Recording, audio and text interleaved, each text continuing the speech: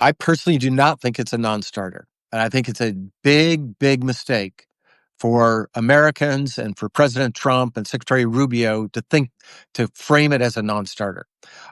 Because here's why I think that.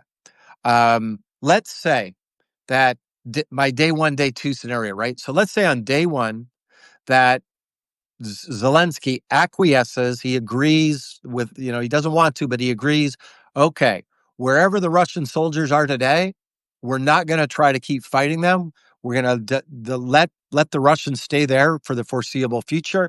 And we're going to try through peaceful means, through a long process. Think about West Germany, East Germany, right? Divided for decades. That's going to be our process moving forward. That's Putin's best day of his life.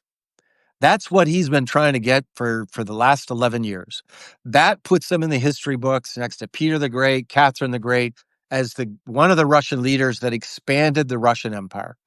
He'll have his parades, Xi Jinping and all the other dictators of the world can come to Red Square to celebrate that fact. So the next day, that's the day that NATO says, all right, the rest of Ukraine is now in NATO. Right. Putin is not going to invade Ukraine that day.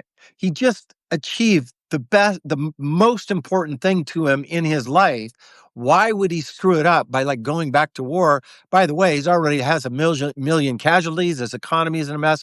So I just think this assessment, and I'm not saying I know Putin better than everybody, but I know a lot about Putin. I've dealt with him for a long time. Katie, we met in 1991. That's how far back Putin and I go. We are not Facebook friends, but I've known him for a long time.